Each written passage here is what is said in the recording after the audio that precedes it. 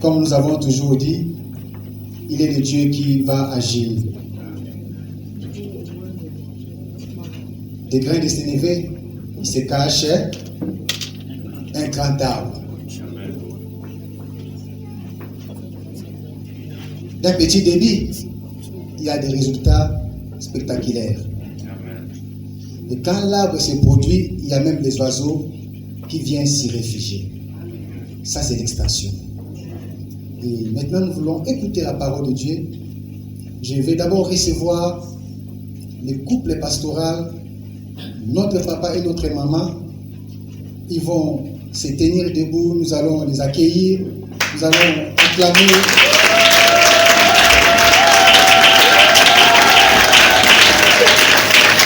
Amen.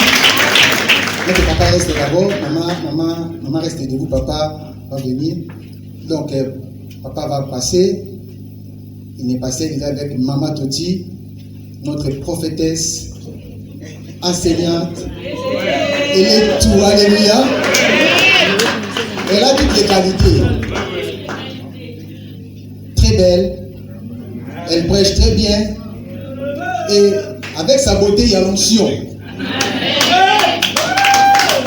Quand vous l'écoutez, elle a les rouleaux dans son ventre.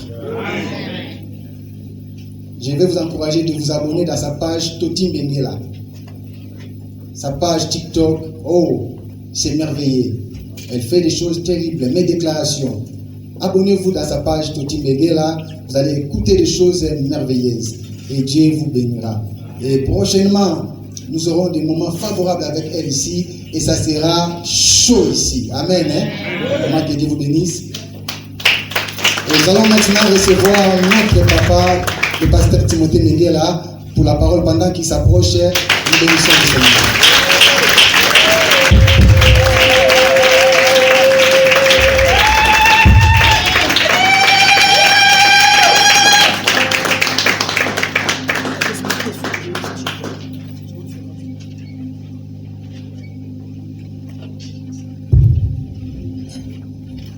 Amen. Gloire à Dieu pour cette occasion qu'il nous donne.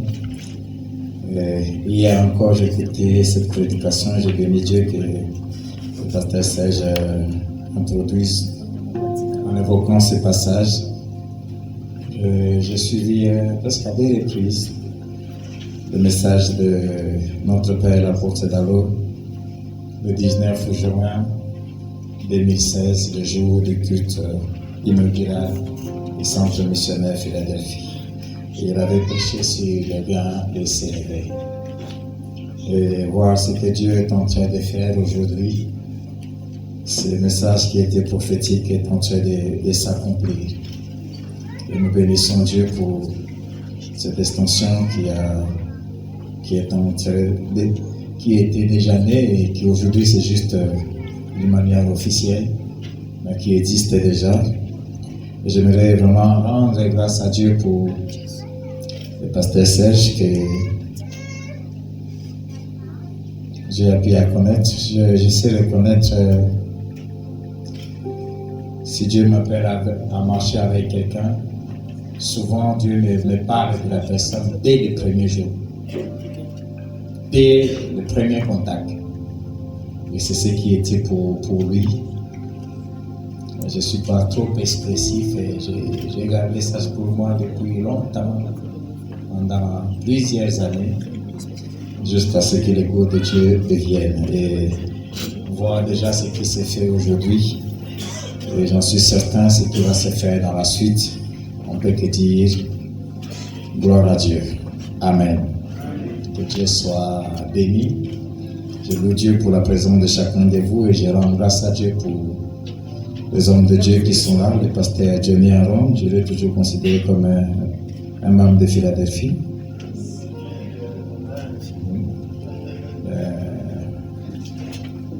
Ce que j'aime chez ces bien-aimés, c'est que depuis que je suis à Lubumbashi, ça fait 9 ans maintenant, depuis le 31 mars, toute personne qui me parle de lui me parle toujours bien.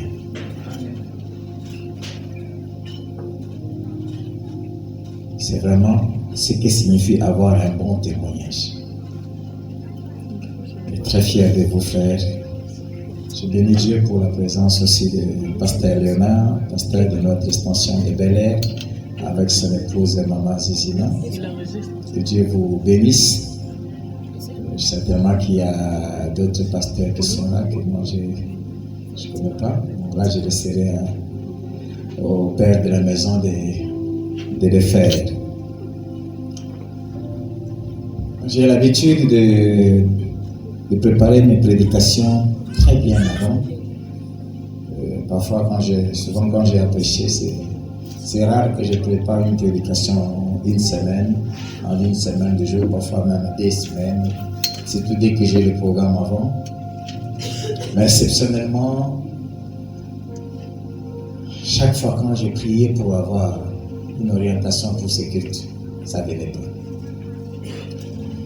Jusqu'à hier, je suis allé au bureau très tôt le matin, je me suis enfermé toute la journée, jusqu'à 14h15, j'ai arrêté, je suis rentré à la maison. J'ai même dit à mon épouse, je ne comprends pas ce qui se passe.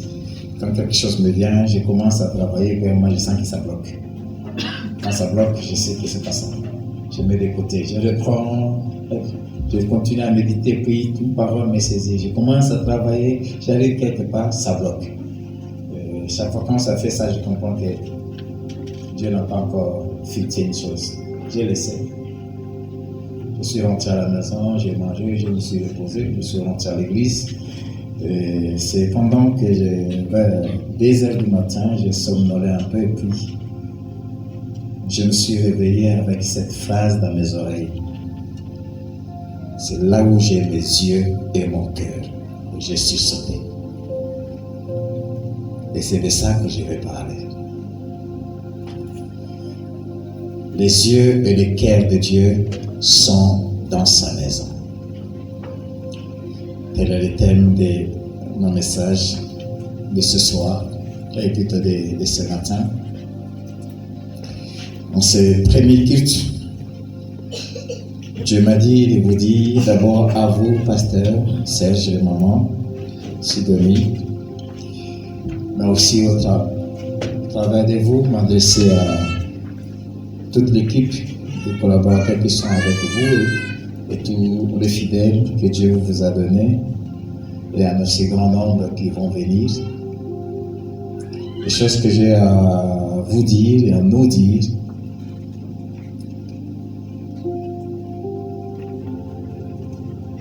vont produire un tremblement quand on vient dans la maison de Dieu. Ils vont produire des dispositions, des attitudes et des comportements qui réjouissent le cœur de Dieu et qui poussent toujours Dieu à bénir l'homme ou la femme de Dieu qu'il a établi ainsi que tout le peuple qu'il dirige. Et ce sont des choses que nous voyons de plus en plus rarement dans la maison de Dieu aujourd'hui. Je prie que vous m'écoutiez avec tout votre cœur. Des Chroniques chapitre 7. Des Chroniques 7, versets 15 à 16. Après que Salomon ait construit les temples, il a dédié au Seigneur, il a prié, une longue prière de consécration de ces temples. Et puis la nuit, Dieu est venu pour lui parler et répondre à sa prière. Déjà au verset 11, Dieu lui dit, la Bible dit, lorsque Salomon y a achevé la maison de l'Éternel et la maison du roi et qu'il lui réussit dans tout ce qu'il s'était proposé de faire dans la maison de l'Éternel et dans la maison du roi, l'Éternel apparut à Salomon pendant la nuit et lui dit, je exauce ta prière et j'ai choisi ces lieux comme la maison où l'on devra m'offrir des sacrifices. J'ai choisi ces lieux. Versets 15 à 16. Mes yeux seront ouverts désormais et mes oreilles seront attentives à la prière faite en ces lieux. Maintenant, je choisis et je sanctifie cette maison pour que mon nom y réside à jamais. Et j'aurai, soulignez bien, toujours là mes yeux et mon cœur. Et j'aurai toujours là mes yeux et mon cœur. Pasteur Serge et Maman Sidonie, Dieu m'a ordonné de vous dire qu'il aura toujours ici, ça dit sur cette œuvre. Je sais que vous quitterez ici un jour, je m'en priais que ce soit le plus vite possible. Mais là où vous irez, dans cette église, Dieu aura toujours ses yeux et son cœur. Deuxièmement, j'aimerais vous dire que Dieu a choisi d'habiter dans cette extension. Amen. Et quand Dieu choisit un lieu, ce lieu devient dangereux aussi. Amen. Il est vrai que le Dieu de la Bible, il est écrit que les cieux des cieux et la terre entière ne peuvent pas les contenir. Et que Dieu n'habite pas aussi dans un lieu fait par les mains d'hommes. Quand la Bible dit qu'il n'habite pas dans un lieu fait par les mains d'hommes, ça veut simplement dire qu'il est omniprésent, il est tellement partout qu'on ne peut pas le contenir dans un endroit. Mais il y a des endroits aussi spécifiques que Dieu ordonne à ses enfants de se retrouver pour lui offrir un culte. Et ce que nous appelons maison de Dieu ou l'église, comme ici. L'église, d'abord, c'est une œuvre spirituelle.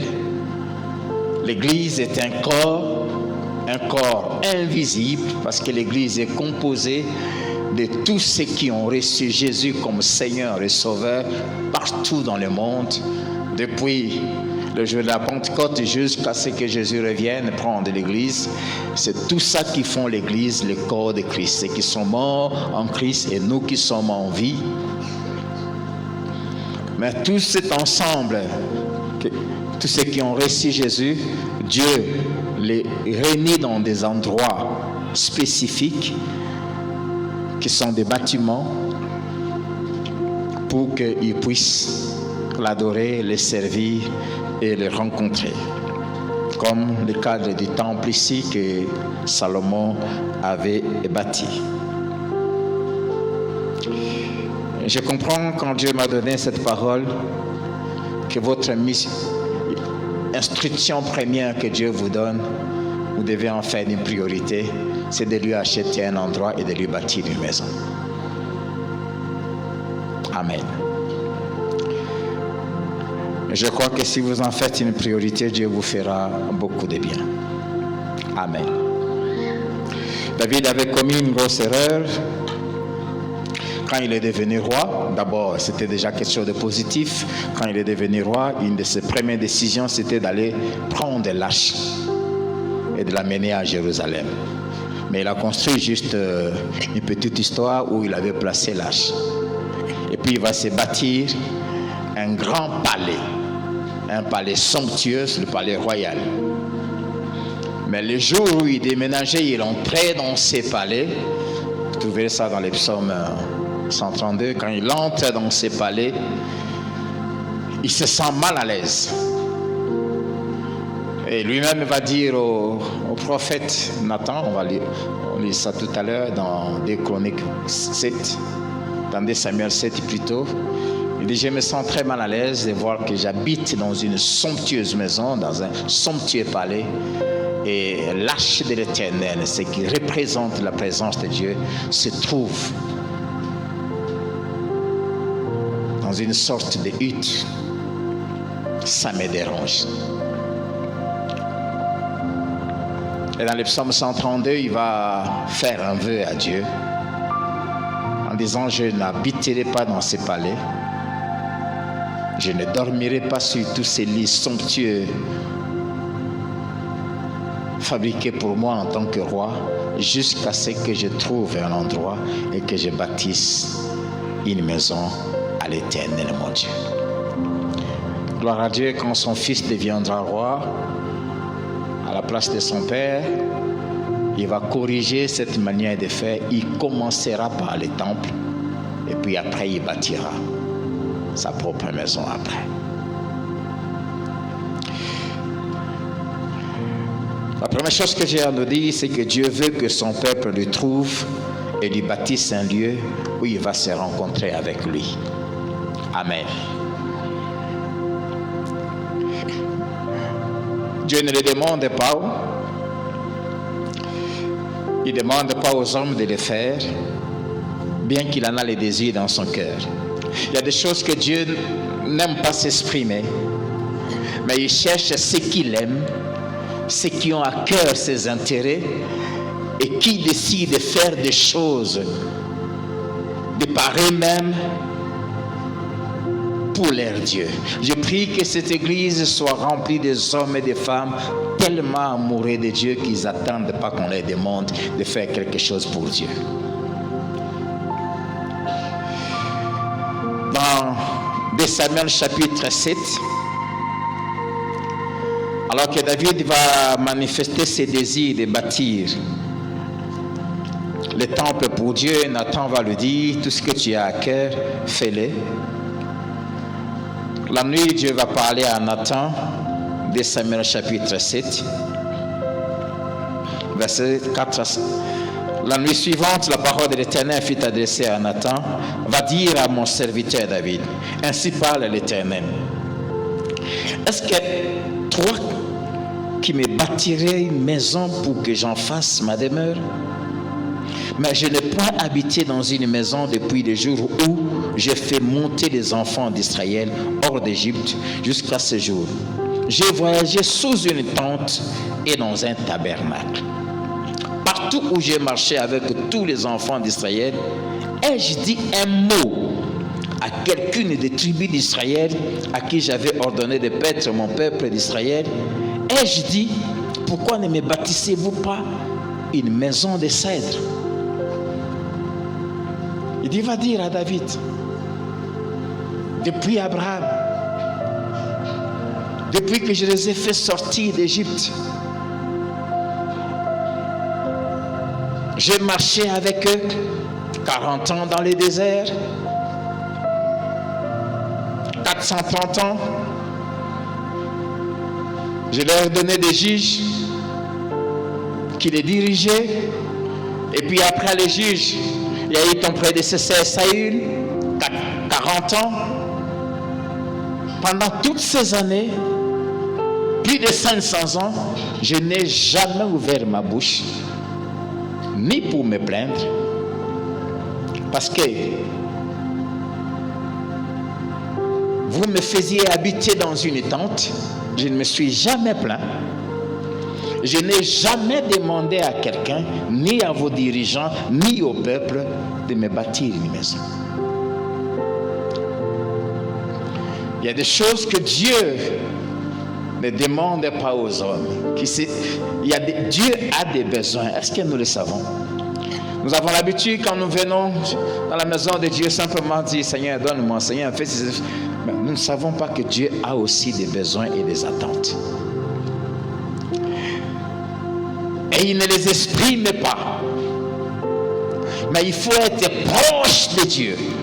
Il faut être un intime de Dieu pour être près de son cœur, pour connaître les rythmes des battements du cœur de Dieu. Et savoir entendre la voix du cœur de Dieu. Je prie que vous soyez une église très proche de Dieu. Je prie que vous soyez une église très attachée à Dieu, très intime de Dieu, afin que même quand Dieu ne parle pas, vous entendiez comment bat son cœur. Et que vous compreniez l'orientation, la direction que Dieu veut que vous puissiez prendre.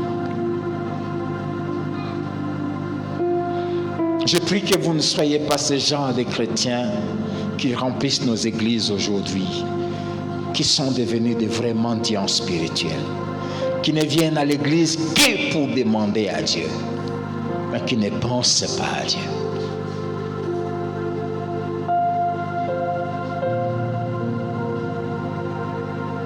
L'église aujourd'hui est devenue parfois un lieu de commerce, un lieu de rencontre, un lieu où des intérêts qui n'ont rien à voir avec les royaumes des cieux.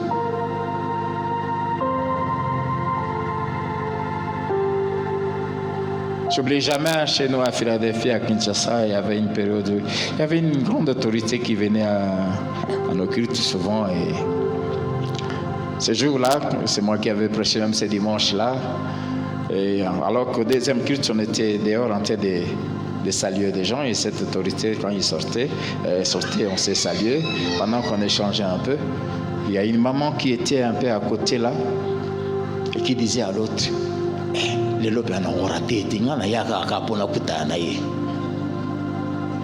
ne sais pas pourquoi vous venez à l'église. Mais j'aimerais que vous sachiez que Dieu a des attentes. La Bible dit, tout a été créé par lui et pour lui.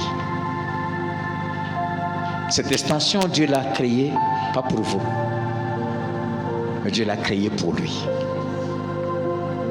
Tout ce que Dieu fait, j'aime l'égoïsme de Dieu, s'il faut utiliser un peu ces termes. Je crois que ça passe à place parce que c'est un terme négatif. En fait, ce n'est pas de l'égoïsme, mais c'est un droit. Il est le propriétaire des cieux et de la terre. Et il fait tout pour lui. Et si vous êtes vraiment enfant de Dieu, vous devez être conscient que Dieu fait tout pour lui. Je n'ai demandé à personne de me bâtir une maison. Je ne l'ai jamais exprimé, ces besoins. Jamais. Et il souligne quand même, j'ai marché avec vous pendant toutes ces années sous une tente. Quelque part, c'est une plainte. Sous une tente. Et quand Dieu parle comme ça, Jérusalem était devenue une ville somptueuse et très belle, remplie de villas. Si vous êtes un vrai chrétien, vous devez vous sentir mal à l'aise chaque fois que le lieu où vous viendrez pour vous rencontrer, pour adorer Dieu, sera moins beau que chez vous.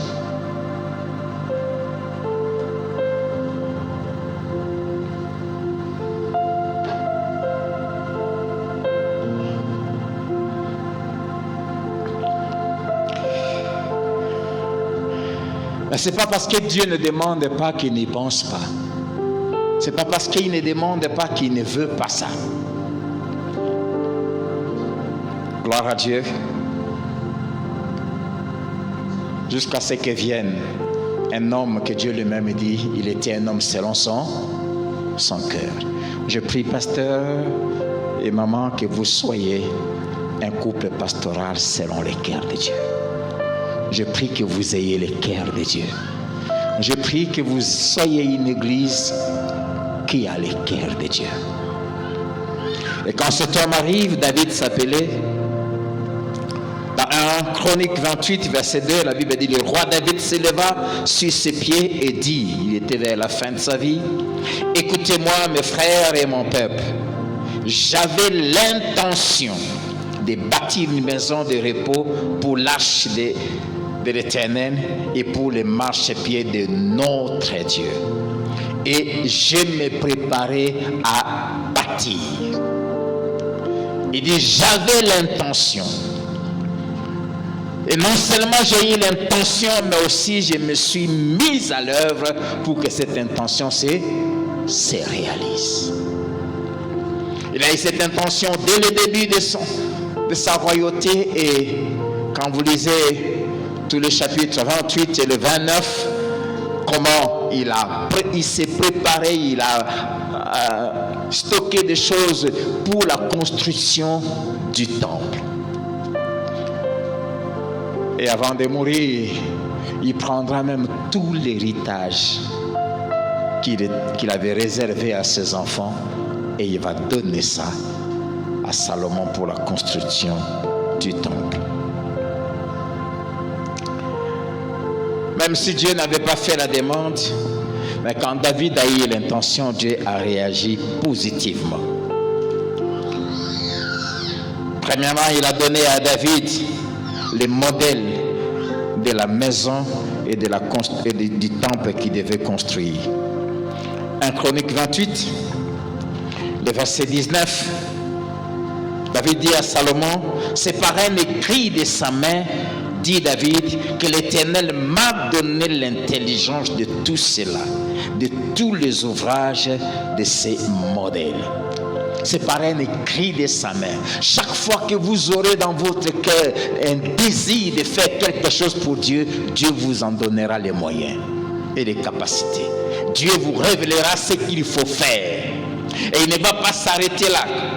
Le verset 20, la Bible dit, David dit à Salomon son fils, fortifie-toi et prends courage et agis. Je prie que non seulement que vous ayez des intentions pour les choses de Dieu, pour l'œuvre de Dieu, que vous pensiez, que vous réfléchissiez sur les choses à faire pour Dieu, mais aussi que vous puissiez agir. Que vous ne soyez pas une église où les gens entrent pas pour critiquer, ça ne marche pas, ici c'est abîmé, mais vous ne faites rien pour ça. Ne crains point et ne t'effraie point, car l'Éternel, Dieu, mon Dieu, sera avec toi. Dieu sera toujours avec celui qui aura l'intention de faire des choses qu'il aime qu'on fasse pour lui. Il ne te délaissera point, il ne t'abandonnera point, jusqu'à ce que tout l'ouvrage pour le service de la maison de l'Éternel soit achevé. Amen. Si vous avez dans votre cœur, chaque fois que vous aurez le désir de faire des choses pour Dieu, Dieu sera avec vous. Dieu vous montrera ce qu'il faut faire, comment le faire. Et Dieu ne vous laissera jamais jusqu'à ce que vous ayez à achever. Verset 21, voici les classes des sacrificateurs et des lévites pour tous les services de la maison de Dieu. Et voici près de toi, pour toute l'œuvre, tous les hommes bien disposés et habiles dans toute espèce d'ouvrage, et les chefs et tout le peuple docile à tous tes ordres.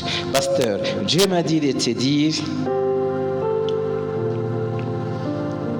que toutes les bonnes intentions que tu auras pour l'œuvre de Dieu, non seulement il te montrera ce qu'il va faire, ce que tu dois faire, non seulement il sera avec toi, mais il te donnera aussi les hommes qui vont te soutenir et t'accompagner pour le faire.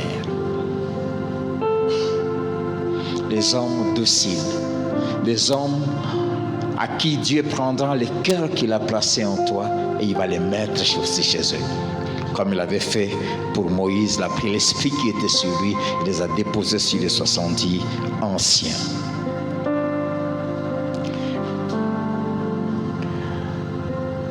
Mais Dieu cherche des gens qui ont dans leur cœur cette intention-là. Les Chroniques 6, versets 7 à 8. Ici, c'est Salomon avant, quand il a décidé de se lancer pour construire les temples selon les instructions que son père lui avait données. Il va faire une demande au roi Hiram pour qu'il lui envoie du bois et les spécialistes pour couper ces bois. Il dit, David, mon père, avait l'intention de bâtir une maison au nom de l'Éternel, le Dieu d'Israël. Et l'Éternel dit à David, puisque tu as eu l'intention de bâtir une maison à mon nom, tu as bien fait d'avoir eu cette intention. Tu as bien fait. Chaque fois que vous penserez à l'œuvre de Dieu, sachez que vous ferez la bonne chose. Amen. David a eu l'intention et Dieu est venu lui dire, tu as bien fait. Remarquez que Dieu lui a dit, je n'ai jamais demandé à quelqu'un de me faire ça. Mais parce que toi tu as eu l'idée, je suis content. Tu as bien fait. Et si vous voulez voir la preuve, avoir la preuve que Dieu avait ça dans son cœur. Dieu désirait qu'on lui bâtisse un temple, mais il attendait quelqu'un qui allait prendre l'initiative lui-même. Quelqu'un qui allait constater que non, ce n'est pas normal que Dieu habite dans une tente pendant que nous vivons dans des conditions somptueuses. Il attendait simplement ça. La preuve, Dans Genèse 22, quand Dieu va tenter Abraham de lui demander de sacrifier son fils unique, il dit, va vers le lieu que je t'indiquerai. Et là, tu me sacrifieras ton fils. Et Dieu va lui-même choisir cet endroit, le mont Moriah. C'est Dieu qui avait choisi cet endroit. Plus tard, quand David commettra l'erreur de faire des dénombrements, Dieu va châtier le peuple, de Samuel chapitre 24, Dieu va l'indiquer le même endroit. Mais cet endroit était devenu la propriété de quelqu'un. Et Dieu va lui dire, va me bâtir un autel à tel endroit et invoque-moi. Et quand David va arriver, le propriétaire va le voir. David va lui dire, non, je vais bâtir un autel à l'Éternel. Va-moi à cet endroit-là. Celui qui était le propriétaire lui dit, non, prends-les. David dit, non, je refuse de les prendre, je vais acheter. Quand je ne donnerai pas à l'Éternel, mon Dieu, quelque chose qui ne me coûte pas. C'était le même endroit. Amen. Et quand Salomon va construire le temple, après que David ait l'intention, c'est à cet endroit-là que Dieu avait indiqué à Abraham et à David que le temple sera bâti. C'est pour dire que Dieu avait déjà choisi un endroit. Dieu avait dans son cœur ce désir d'avoir un lieu où il se rencontre avec les hommes. Déjà même par Moïse dans Deutéronome. Moïse, avant de mourir, dira aux enfants d'Israël, vous ne choisirez pas chacun un endroit où vous aurez à offrir des sacrifices à l'Éternel. L'Éternel vous indiquera un endroit qu'il choisira. Et c'est là que vous irez pendant les 3 fêtes lui offrir des sacrifices. Et Dieu dira plus tard, j'ai choisi Jérusalem. C'est là que Dieu va choisir. Bien-aimé, Dieu a des attentes pour son Église. Dieu a des attentes vis-à-vis de son peuple. Les chrétiens d'aujourd'hui, nous n'avons plus le cœur pour Dieu et pour les choses de Dieu. Que ce soit des pasteurs. Les pasteurs se servent des églises qu'ils créent pour s'enrichir, pour leur propre honneur, pour leur propre gloire. Dieu n'appelle pas les gens, n'établit pas les gens pour avoir l'argent. Le Dieu de la Bible peut donner de l'argent à quelqu'un sans passer par l'œuvre de Dieu. Je bénis Dieu de ce que dans ma vie professionnelle, avant de devenir pasteur, j'ai gagné plus que ce que l'Église me donne aujourd'hui. Si j'avais tout laissé pour devenir pasteur titulaire, ce n'était pas pour l'argent, parce que j'ai gagné mieux ma vie qu'avant que je vienne diriger l'Église.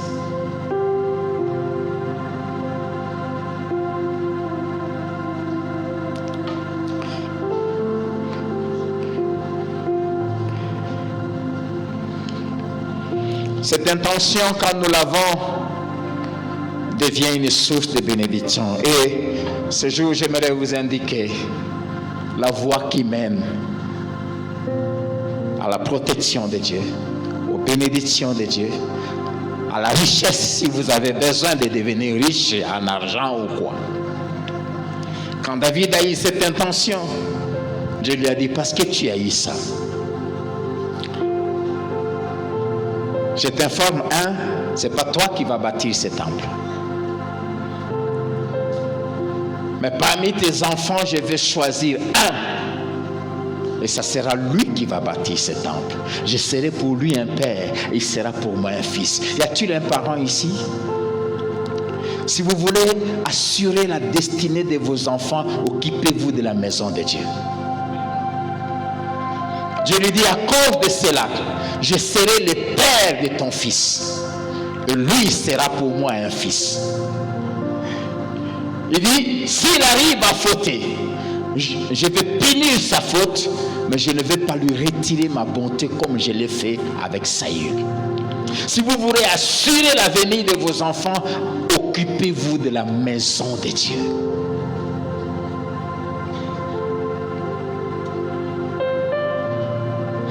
Deuxièmement, Dieu va lui dire, toi,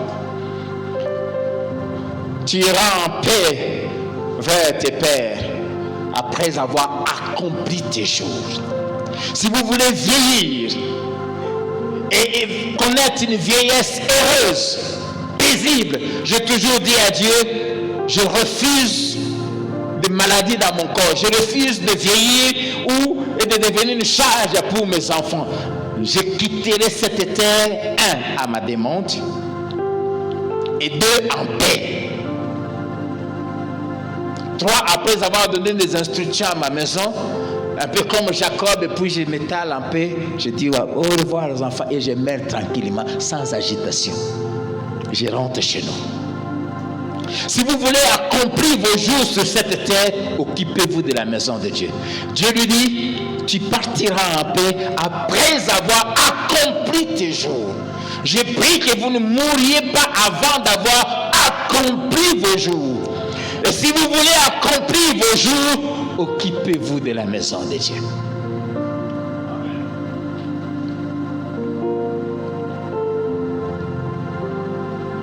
Et troisièmement, Dieu lui dit, je veillerai à ce que tu ne manques jamais quelqu'un sur ton trône.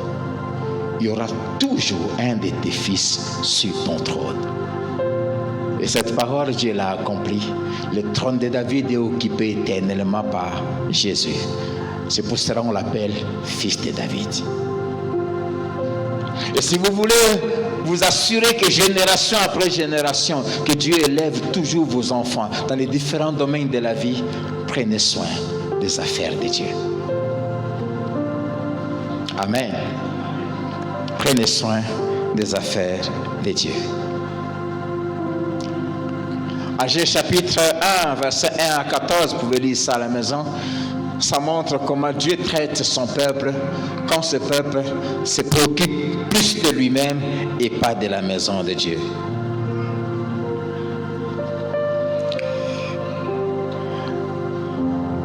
Et Dieu dit à Salomon en disant, j'aurai toujours là mes yeux et mon cœur. Le cœur de Dieu, les yeux de Dieu et les oreilles de Dieu sont dans sa maison. Amen. Quand je parle de sa maison, dans la Nouvelle Alliance, la Bible nous montre que nous tous qui avons donné nos vies à Christ, nous sommes devenus les maisons de Dieu, le temple de Dieu. Mais aussi, les lieux où les enfants de Dieu se rencontrent, ça s'appelle aussi maison de Dieu. Comme ici où nous sommes. Et à cet endroit, le culte, Dieu dit, j'aurai toujours là, 1, mes yeux, 2, mes oreilles, et 3, mon cœur.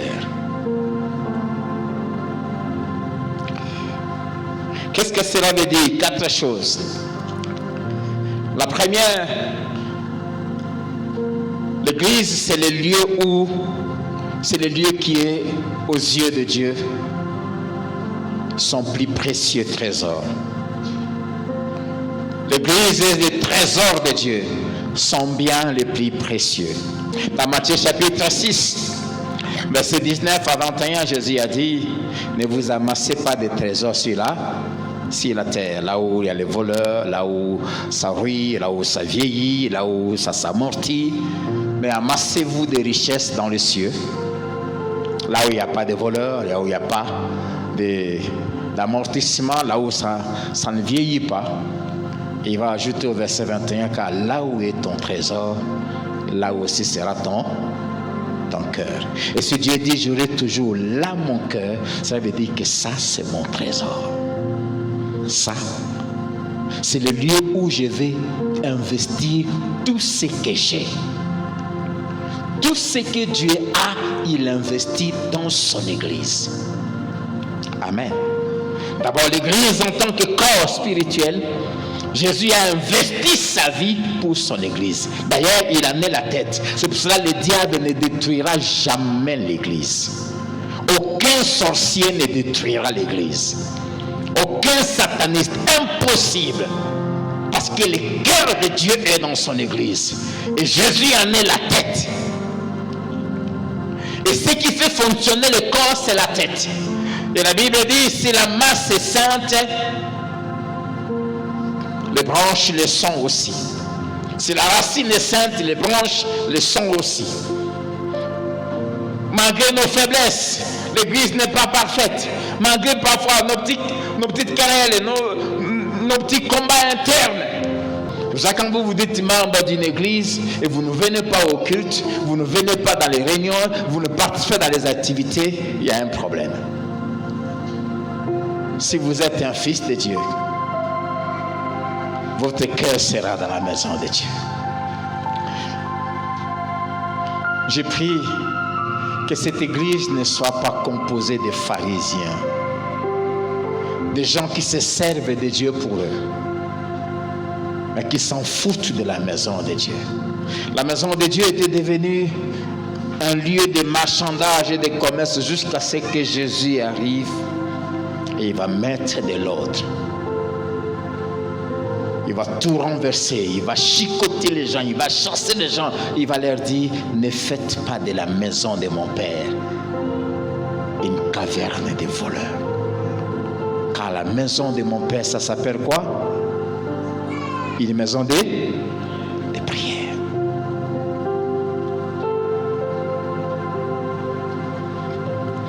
Je prie que ce lieu soit vraiment une maison de prière. Dieu a son cœur et ses yeux ici parce que l'Église, c'est son plus précieux trésor. C'est pour cela si vous osez jouer avec l'Église, vous aurez affaire à Dieu. Deuxièmement,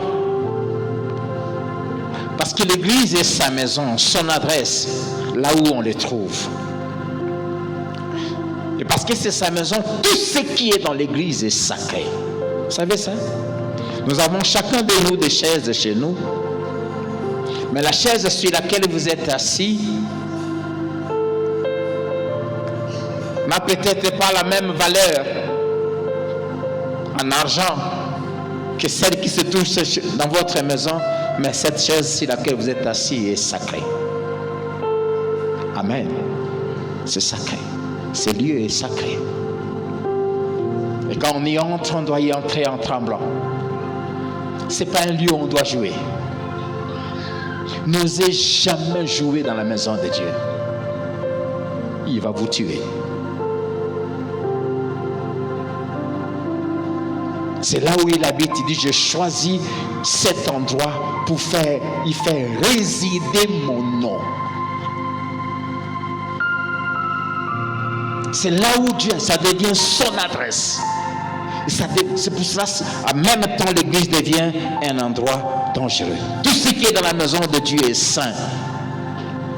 Ce qui y entre, ce qui se fait, doit se conformer aux exigences de la sainteté de Dieu et aux exigences de sa loi. C'est pour cela aussi, cette maison est en même temps un lieu de vie. À l'église, on est sauvé, on est édifié. À l'église, on est guéri. Jésus a beaucoup guéri quand il entrait dans les synagogues au temple. La femme qui était courbée a été guérie au temple. L'homme à la main sèche a été guéri au temple. La maison de Dieu, c'est un lieu de guérison. Mais la maison de Dieu, c'est aussi un lieu de mort. Vous savez ça? Ici aussi, Dieu tue. Dieu tue dans l'église. Dieu a tué les deux fils aînés d'Aaron où? Dans son église, au tabernacle. Il les a tués là-bas.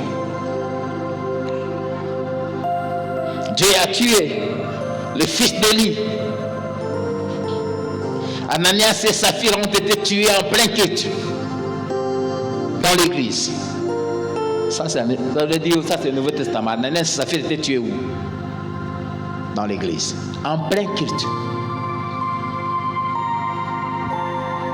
Dieu les a tués.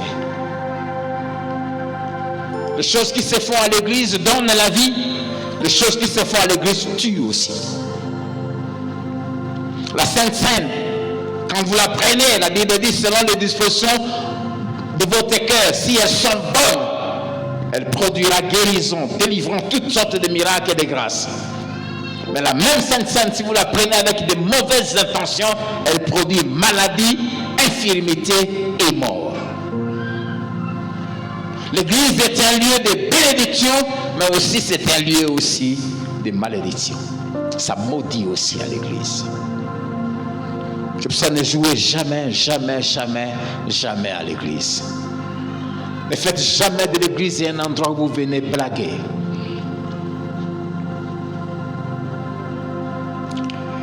Troisièmement, Dieu marche, Dieu contrôle, Dieu veille sur tout ce qui s'est fait dans sa maison.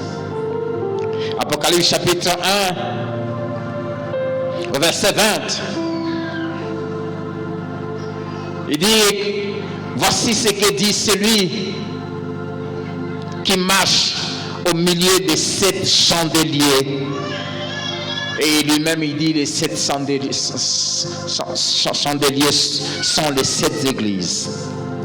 Apocalypse 2, 1, voici ce que dit celui qui tient les 7 étoiles, c'est-à-dire les 7 anges, c'est-à-dire les 7 pasteurs, dans sa main droite, et celui qui marche au milieu des 7 chandeliers d'or, c'est-à-dire au milieu de son église. Pendant que je suis en train de parler ici, pendant que nous adorons ici, Jésus se promène. Amen. Jésus est présent ici. Il y marche, il voit, il constate ce qui s'est fait, il voit les attitudes, il voit les dispositions des cœurs, il voit tout ce qui s'est fait, il inspecte, il veille, il surveille. Et il sait tout ce qui s'est fait dans sa maison. C'est pour cela quand il s'est mis à reprocher ces églises, il pouvait leur dire, c'est que j'ai contre toi. C'est que tu fais ceci, tu laisses faire ceci. Il sait ce qui se passe dans sa maison. Rien n'est caché à Dieu. Il y a des choses que vous aurez à cacher à votre pasteur et ça peut rester caché pendant longtemps, il ne saura pas. Mais Dieu, qui est le propriétaire de la maison, le sait et le saura. J'ai appris en tant que pasteur à ne jamais me culpabiliser si un fidèle a un problème et qu'on prie, il n'y a pas de solution. L'expérience de toutes ces années ministérielles m'a montré à quel point les gens qui viennent à l'église sont souvent hypocrites. Et ils ne sont pas vrais. Et quand je connais mon sérieux avec mon Dieu, ma crainte de Dieu, quand je prie pour toi, s'il n'y a pas de solution, le problème n'est pas chez Dieu, le problème n'est pas chez moi, le problème c'est chez toi. À moins que si Dieu trouve que ce n'est pas encore le moment. Mais si Dieu veut agir et qu'il n'y a pas d'exaucement, le problème c'est toi. Et souvent tu vas découvrir plus tard la chose qu'on t'a cachée. Dieu sait tout ce qui se passe dans sa maison. C'est pour cela que la Bible dit qu'il rendra à chacun selon ce que nous faisons dans sa maison. Il rendra à chacun. Et Dieu sait. Dieu connaît les intentions. Il y a des gens qui font certaines choses bonnes aux yeux des gens, mais avec des intentions mauvaises.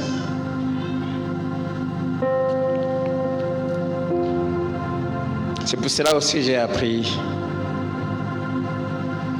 à ne jamais forcer les gens à faire des choses. Je tends vers la fin plutôt de ce message. Il y a cet avertissement que Dieu donne et à votre pasteur et à vous-même. Actes chapitre 20, verset 28, l'apôtre Paul parla aux anciens, il dit aux pasteurs des églises d'Éphèse, il a dit, prenez donc garde à vous-même et à tout le troupeau sur lequel le Saint-Esprit vous a établi évêque, pour paître l'église du Seigneur qui s'est acquise par son propre sang.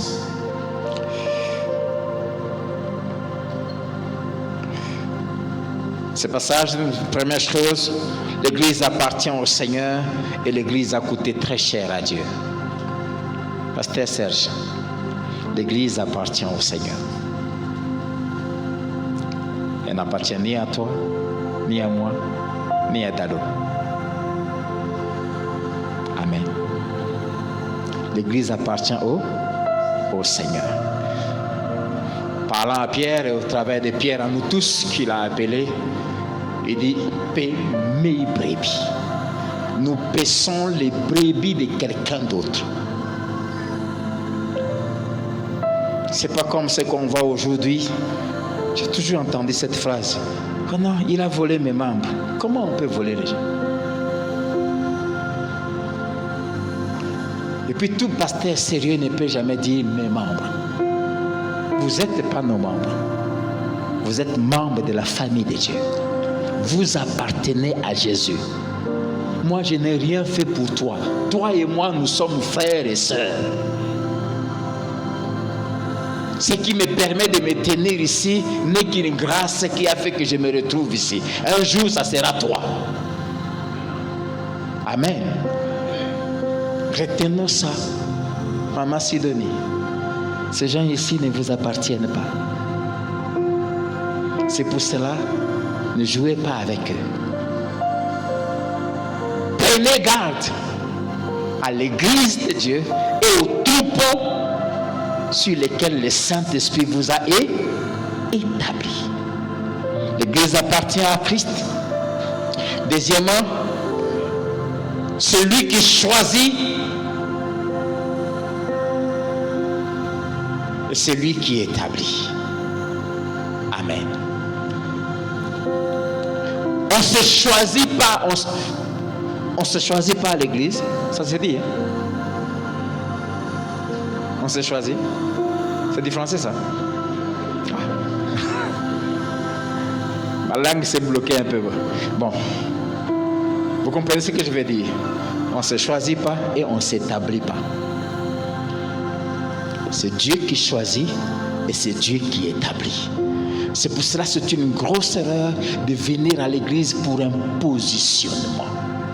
Pour servir Dieu, vous n'avez pas besoin d'un titre. Vous n'avez besoin que de votre cœur et de l'amour que vous avez pour Dieu. Ceux qui viennent à l'église pour le royaume des cieux n'ont pas besoin de positionnement. Ils n'ont pas besoin de ça. C'est Dieu qui choisit. C'est Dieu qui établit. Certes, il le fait au travers des hommes qu'il a placés. C'est pour ça que j'aimerais vous prier, pasteur. Ne mettez pas de sentiments dans le choix. Et ne choisissez jamais quelqu'un sous pression. Je prie que vous ne fassiez jamais ce que nous voyons aujourd'hui. Comme je disais tout à l'heure, l'église ne nous appartient pas. L'église n'est pas un club d'amis. Beaucoup d'églises sont devenues des clubs d'amis.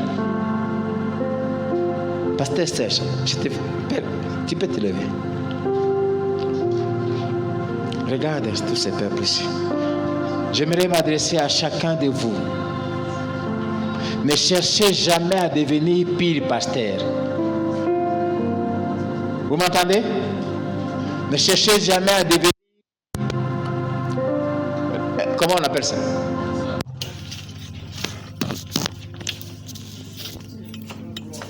Il cherche les termes en français. En tout cas, c'est des pires pasteurs. Petit ou confiant. C'est charnel. Et n'ayez jamais de petits ou confiants. Moi, je n'ai pas de pire, moi, à l'église.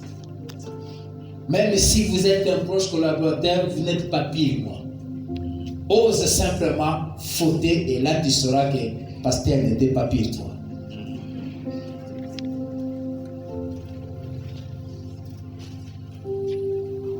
Les choses qu'on voit aujourd'hui, ça me choque.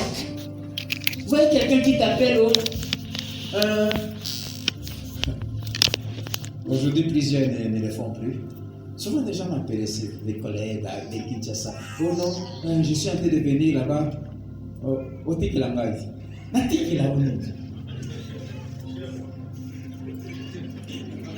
La chair, ce n'est pas quelque chose qu'on se partage. La chair, ce n'est pas un endroit où aujourd'hui, oh non, vous trouvez quelqu'un, un pasteur, j'ai besoin d'argent. Dis qu'il en appelle ça ta séminaire. Ta séminaire, pourquoi? Quel est le but derrière ta demande là? Et c'est comme ça que quand on passe devant, on donne de fausses prophéties, de fausses visions. Oh, je vois, tu ne vois rien.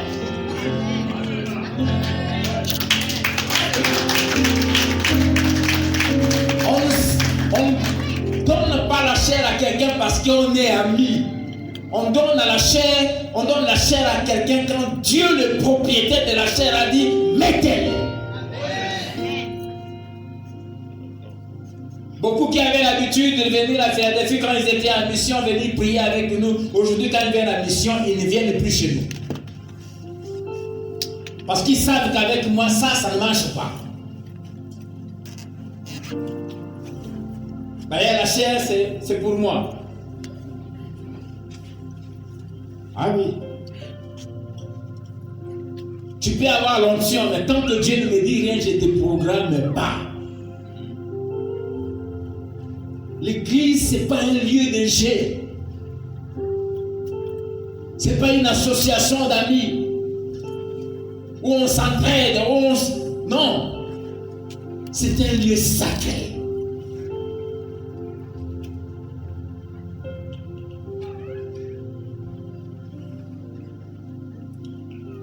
L'église n'est pas aussi un bien familial. Vous qui êtes membre de la famille du pasteur et de son épouse, l'église n'est pas un bien familial. Vous m'entendez? C'est le Saint-Esprit qui choisit, qui établit et qui place les hommes et les femmes. Actes chapitre 13, le Saint-Esprit dit, mettez-moi à part. Et quand Dieu nous choisit, quand Dieu te met quelque part, c'est pour une raison. Pour paître les troupeaux, enseigner, encadrer, faire du bien aux autres. Alors prenons garde à nous-mêmes. Et la dernière chose, Dieu a les yeux sur son Église, c'est pour voir ce qui s'est fait et récompenser ceux qui les servent de tout leur cœur. J'ai aimé ce que Dieu me disait vers 4h30 ou 35. Il va dire aux enfants de cette église que dans les 5 ans qui viennent, je distinguerai ceux qui m'aiment et qui me serviront de tout leur cœur des autres. Le Dieu de la Bible sait faire la différence, même entre ses enfants. La Bible dit dans une même maison, comme la maison de Dieu, il y a des vases d'honneur et des vases à usage vil. Amen. Et dans Malachie chapitre 3, Dieu dit, vous verrez maintenant la différence entre celui qui sert Dieu et celui qui ne le sert pas. Les deux sont des enfants de Dieu, convertis, nés de nouveau. Mais il y a un qui sert, un qui est au service de son Père, qui vit pour les intérêts du royaume de son Père, et un autre qui est sans doute. Et Dieu sait faire la différence entre les deux. Je prie que Dieu vous distingue. Je prie que Dieu fasse la différence. Je connais le Seigneur, bientôt 37 ans. Je t'ai consacré depuis octobre 97, où je sers Dieu.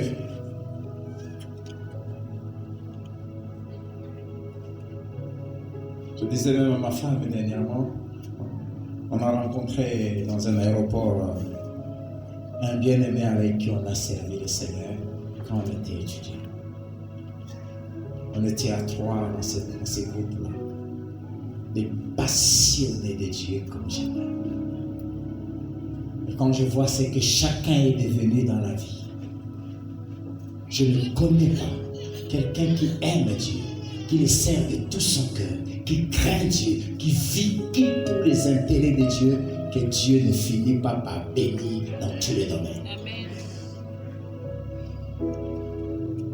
Si vous vivez pour Dieu, pour les intérêts de Dieu, vous ne forcerez pas les choses, vous ne vous battrez pas pour les choses de la terre, Dieu vous les donnera. Dieu vous les donnera. Dieu vous les donnera. Pourquoi il a dit, cherchez premièrement le royaume et la justice de Dieu, et toutes ces choses vous seront données. Parce que je cherche le royaume de Dieu. Investis-toi, gêne, prie, occupe-toi des œuvres, de l'œuvre de Dieu, de la maison de Dieu, du peuple de Dieu. Tu vas voir ce que Dieu va faire de toi, de ta maison, de tes enfants. Quand je vois ce que Dieu fait à nos enfants, partout où ils sont, il y a un Dieu qui récompense. Saint-Pé Lubumbashi, Faustin, Dieu, on ne sert pas en vain. Je termine en disant qu'on ne sert pas Dieu en vain. Le Dieu de la Bible a dit, l'ouvrier mérite son salaire. Le salaire, ça se mérite. N'amenez pas à l'église les habitudes congolaises où on arrive au travail à 10 heures, on signe, on part à 11 heures et on atteint un bon salaire. Non, si tu es sérieux avec Dieu, Dieu va te payer. Le Dieu de la Bible paye. Il dit, à moi la rétribution, celui qui paye, celui qui donne les salaires. Pierre lui a posé la question, nous avons tout quitté et nous t'avons suivi. Jésus a accompli sa question. Jésus lui dit, il n'y aura personne sur la terre qui aura quitté pour mon nom et pour la bonne nouvelle, père, mère, frère, soeur, femme, enfant et même sa propre vie qui ne reçoit sur cette terre d'abord. La récompense, c'est pas le ciel seulement. Dieu commence à récompenser sur la terre. Et j'ai pris que quiconque servira Dieu de tout son cœur, qu'il ne meurt pas sans voir la récompense de Dieu, sans palper le salaire de Dieu. D'abord pour lui-même, mais aussi au travers de sa postérité.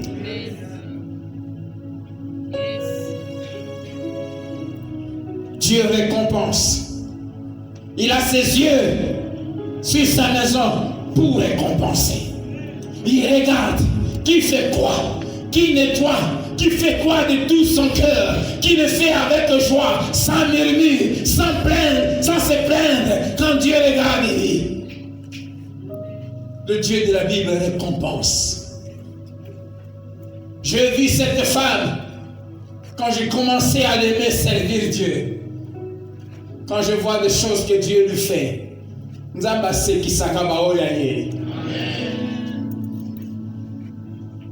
j'ai vu l'apôtre d'Allo, mon père, servir Dieu. J'ai vu cet homme marchant à pied, mais étant toujours là. Quand je vois aujourd'hui à Senga-Kabutouté, même nous, ses enfants, ils ne demandaient jamais. Jamais. Le jour où ce monsieur déposait, il laissait l'église aux enfants, il a laissé plus de $600 000 dans le compte de l'église. Vous m'entendez? J'étais à l'intérieur, je sais. $600 000. Et il est parti sans rien prendre.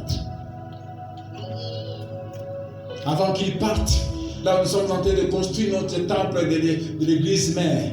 On a acheté cette maison à l'époque, en fin 2014, à 1 500 000. Il a laissé l'argent. Et aujourd'hui, je n'oublie jamais le jour où il m'a appelé. Il m'a dit, je sais que tu as beaucoup de défis. J'étais parti prêcher quelque part. Dieu m'a béni. Quelqu'un m'a offert une grosse enveloppe. J'ai pensé à toi.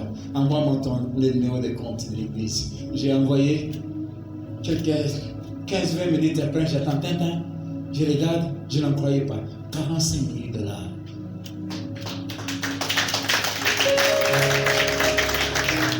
Pour voir à quel point il ne vit pas pour l'argent. Il y a beaucoup de pères aujourd'hui qui exploitent les enfants. Je lui dis, papa, mais c'est à nous de te donner. Il m'a dit, ouvre ta Bible, lis-la bien. Et tu verras qu'il est écrit, ce n'est pas aux enfants d'amasser pour les pères, mais c'est aux pères d'amasser pour les enfants. Bien-aimé, le Dieu de la Bible paye. Et voici ce que Dieu m'a dit. Ainsi m'a parlé l'Éternel. Si tu vous le servez de tout votre cœur, et quiconque le fera dans cette église ici, Dieu vous donnera plus que ce qu'il nous a donné. Dieu vous donnera plus que ce qu'il a donné à Gado. Parce que le principe biblique, c'est quoi? C'est que Dieu donne au Père, chez les enfants, il les multiplie. C'est pour ça que Jésus a dit, celui qui croit en moi fera plus que ce que j'ai fait. L'ombre de Jésus n'avait jamais guéri bien qu'il était Dieu. Mais l'ombre de Pierre avait guéri. Je prie que non seulement que tu sers Dieu plus que moi, avec passion et tout ton cœur, mais que Dieu te donne 10 fois plus que ce qu'il me donne. Que Dieu vous bénisse.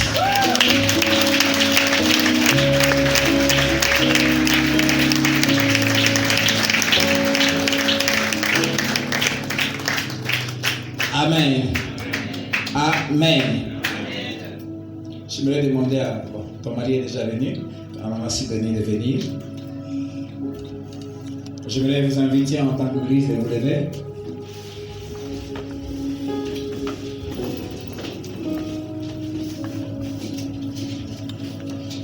J'aimerais leur demander de se mettre à genoux tout en se regardant.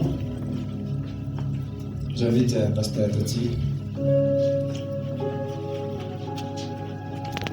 Je le disais tout à l'heure, on ne se choisit pas et on ne s'établit pas. C'est Dieu qui nous choisit et c'est Dieu qui nous établit. Amen. Je peux vous confirmer que c'est Dieu qui les a choisis. Que c'est Dieu qui les avait déposés dans nos cœurs. Ce n'était pas un choix sentimental ou basé sur quoi que ce soit, sur ce qu'on a écouté de Dieu. Amen. Et nous voulons, alors que d'une manière officielle, Dieu les établit sur cette œuvre, j'aimerais vous demander de diriger vos mains droites vers eux. Pendant que nous serons en train de réunir toutes les paroles que Dieu dépose dans vos cœurs, et donc je vous demande aussi de déclarer, nous allons les consacrer au Seigneur pour cette mission hautement spirituelle et qui ne peut être accomplie que par des moyens spirituels. Quelqu'un peut m'aider pour nous?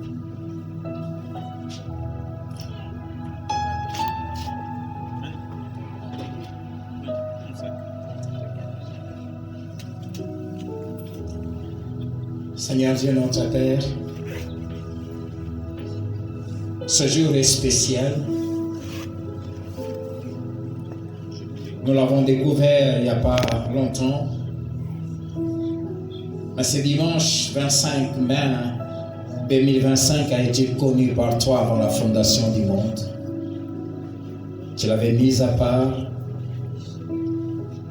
pour accomplir l'instruction de ton Fils à nous, ses serviteurs, aller partout dans le monde, faire des disciples, baptisez-les au nom du Père, du Fils et du Saint-Esprit, et enseignez-leur tout ce que je vous ai prescrit.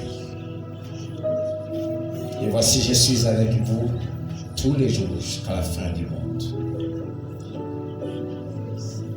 Et c'est répondant à cette instruction que nous sommes en train de nous étendre et cette œuvre est en train de voir le jour aujourd'hui. Merci Seigneur pour le pasteur Serge et son épouse, maman Sidonie. Merci pour ce couple lesquels que tu as choisi avant la fondation du monde, que tu as mis à part pour que par leur bouche et par leur cœur, que tu te fasses un peuple saint, un peuple qui t'adore. Un peuple qui, quand la trompette sonnera, ira à ta rencontre dans les airs et vivra éternellement avec toi. Et parmi ceux que tu as eu à choisir depuis les apôtres jusqu'à aujourd'hui, il n'y a pas beaucoup de nobles selon les hommes. Il n'y a pas beaucoup de sages selon beaucoup d'intelligents. Tu as choisi des choses faibles pour confondre les fortes. Des choses qui ne sont point pour confondre celles qui sont. Tu as choisi ce qui est méprisé, négligé. Et ces couples, ils sont si faibles. Ils ne peuvent rien sans toi. C'est pour cela, nous aussi, par qui tu es passé, nous sommes aussi plus que faibles. Ils ne peuvent même pas s'appuyer sur nous. Et eux, nous avons besoin de toi. C'est pour ça que nous venons les recommander à toi, Saint-Esprit qui les a appelés. Nous venons les consacrer à toi. Que l'Éternel qui vous a appelés soit avec vous. Que l'Éternel qui vous a appelés vous qualifie et vous équipe. Que l'Éternel qui vous a appelés marche avec vous tous les jours et vous protège et vous garde. Que l'Éternel qui vous a appelés vous inspire et vous dépose dans vos cœurs tout ce dont son peuple a et aura toujours besoin. Que l'Éternel qui vous a appelés vous distingue et vous utilise puissamment. Car lui-même l'a dit, ce n'est ni par force ni par puissance, mais c'est par mon esprit. Que la puissance du Saint-Esprit descende sur vous, vous revête de sa puissance, de son assurance, de son autorité. Que Dieu vous équipe des dons, des capacités spirituelles. Et que par la puissance du Saint-Esprit, par les actes, par la parole, par la puissance des miracles et des prodiges, vous puissiez répandre abondamment l'évangile, non seulement dans tous ces quartiers faustins, mais aussi partout où Dieu vous enverra.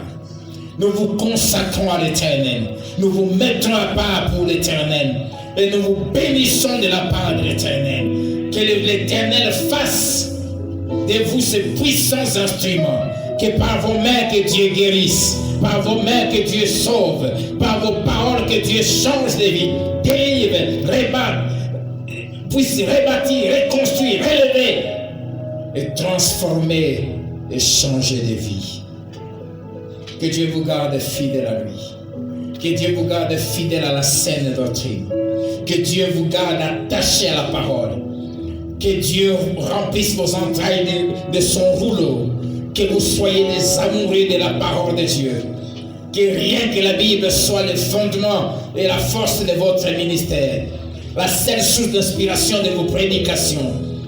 Au nom de Jésus. Que Dieu vous garde en bonne santé. Que Dieu vous garde fidèles l'un envers l'autre.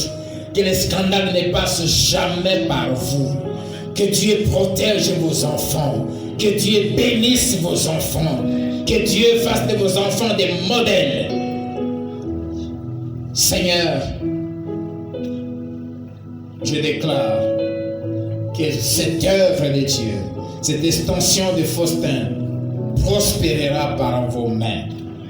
Et je déclare que l'œuvre de Dieu va se construire au travers de vos vies pendant tout le temps que Dieu vous gardera sur cette terre.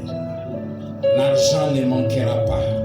Celui à qui appartiennent l'or et l'argent pourvoira à tous les besoins de sa maison et à vos besoins. Que l'Éternel vous donne tout ce dont vos cœurs désireront. Que Dieu vous distingue. Que Dieu vous garde saint. Que soi vous caractérise sainteté, obéissance, intimité et service. Nous vous établissons au nom de Jésus comme pasteur, berger de cette œuvre. Que par vous, l'œuvre de Dieu prospère. Au nom de Jésus. Amen.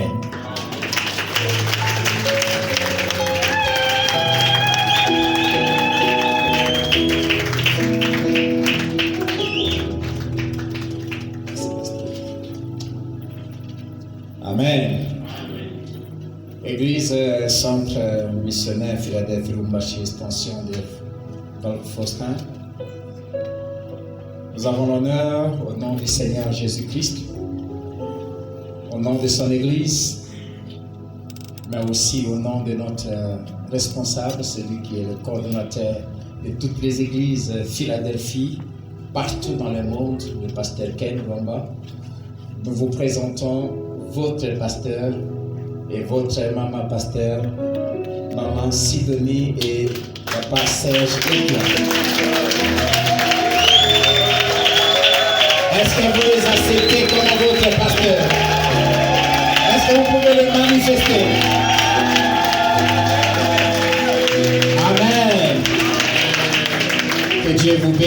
pouvez vous mettre. Je les garde encore devant, juste pour ajouter 2 ou 3 choses.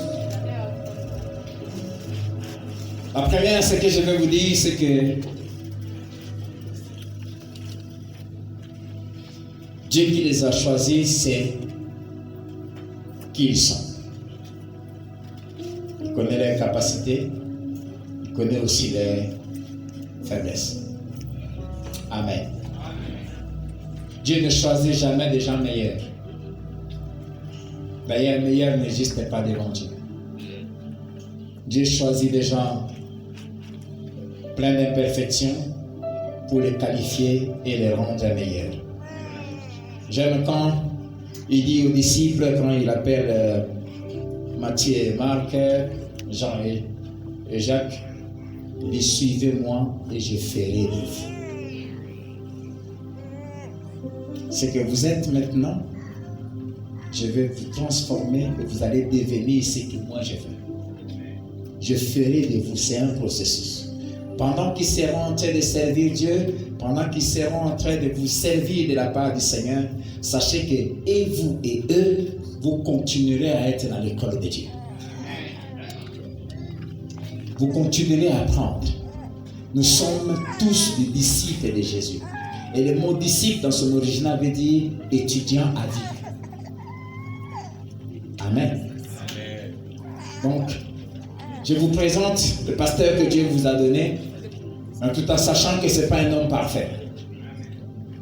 C'est pour ça que j'ai à vous demander, quand vous trouvez quelque chose que vous n'approuvez pas, ne critiquez pas.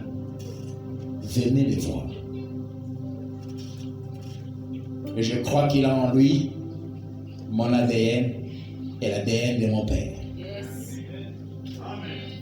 L'humilité, savoir reconnaître qu'on a tort, qu'on a pris une mauvaise direction.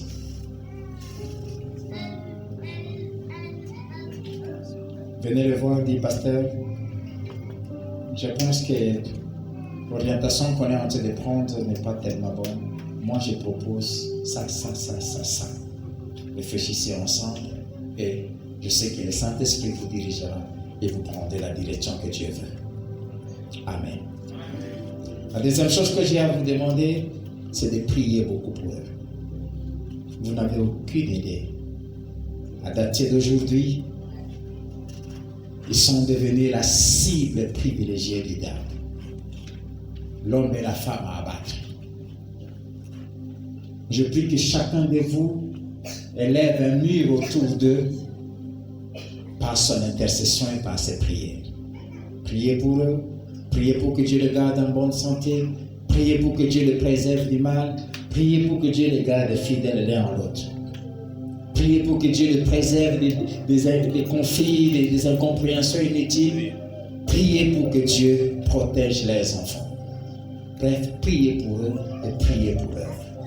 La troisième chose, quand Dieu vous donne des hommes, il vous responsabilise aussi. Prenez-les en charge. Amen. Amen. Occupez-vous des lèvres de Dieu, mais pensez aussi à eux. Pensez aussi à leur maison. En tant que mon enfant, je sais qu'il ne vous demandera jamais. Il ne vous posera jamais ces problèmes. Mais si vous êtes enfant de Dieu, c'est à vous de penser à eux. Amen. La dernière chose, je prie que vous soyez vraiment pour eux des enfants et qu'ils soient vraiment pour vous des parents. Et comme Jésus à la croix, j'aimerais vous dire, Philadelphie, Boubachi, Faustin, voici vos parents.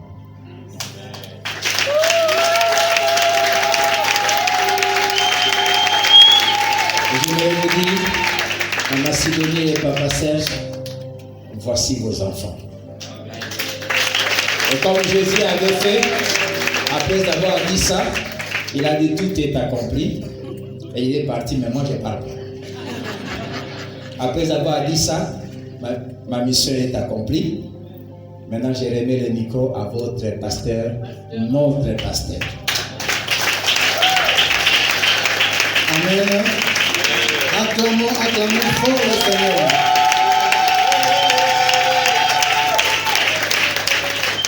Amen. J'étais émerveillé. Quel message rempli de, non seulement d'enseignement, mais de conseils. Vous savez, quand celui qui est dans l'œuvre avant toi, au duc de conseil, tu n'as qu'à prendre ça. Amen. Hein? Et nous bénissons vraiment le Seigneur pour notre papa, pour tous les conseils. Alors, avant d'abord de communiquer, j'aimerais que nous puissions écouter un mot de circonstance et puis nous allons passer au communiqué.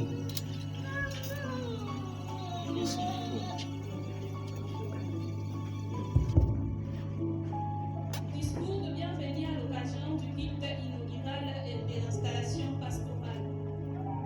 Cher pasteur Timothée Benguela, en séjour solennel et historique pour le Centre missionnaire Philadelphie, extension Golf Faustin. C'est avec un profond respect et une joie sincère que nous vous souhaitons le bienvenu dans ce lieu que Dieu a choisi pour manifester sa gloire. Votre présence parmi nous, en tant que père spirituel et guide dans la foi, revêt une signification toute particulière.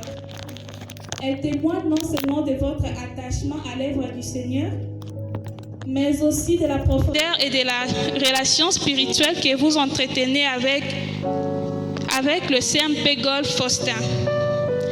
L'extension du centre missionnaire l'extension du centre missionnaire Philadelphie, Lubumbashi, que vous êtes venu aujourd'hui dans le cadre du culte inaugural et l'installation officielle du pasteur Serge Lekiari dans sa charge pastorale. Ce culte inaugural marque le début d'une nouvelle saison pour cette extension, une saison placée sous le signe de la vision, de l'engagement et de la fidélité. En tant que berger, père dans les ministères et pasteur titulaire du centre missionnaire Philadelphie, votre prière faite en ces lieux est plus qu'un geste symbolique. C'est une transmission d'action, de responsabilités et d'héritage spirituel. Nous vous honorons non seulement pour votre ministère éprouvé, mais aussi l'amour, la discipline, la consécration et la sagesse que vous avez su transmettre à ce Dieu vous a confié, dont notre pasteur est un digne fruit. En ces jours mémorables, nous prions que votre présence au milieu de nous soit rafraîchissante, que votre parole soit une sémence de vie et que votre action prophétique marque un tournant décisif dans la destinée de cette œuvre naissante.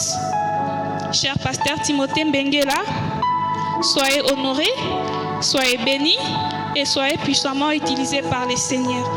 Que Dieu vous bénisse.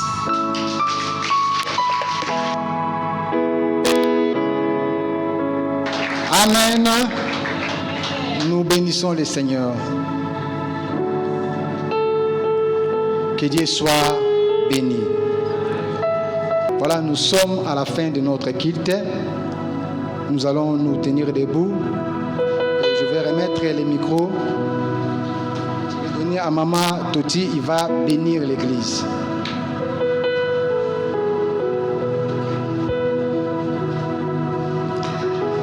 Seigneur, nous voulons te dire merci. Merci pour ce temps dans ta présence.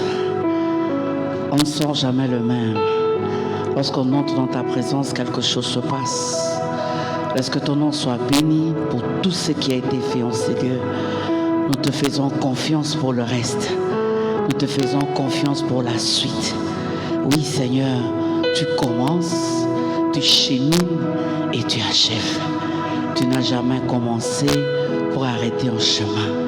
Merci, Seigneur, pour des choses glorieuses que nous allons voir demain dans cette église.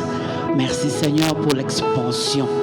Merci même, éternel, mon Dieu, pour le lieu grand, glorieux que tu vas leur accorder.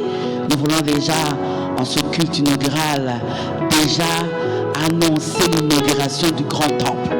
Et te dire un grand merci. Parce que nous croyons que tu vas le faire.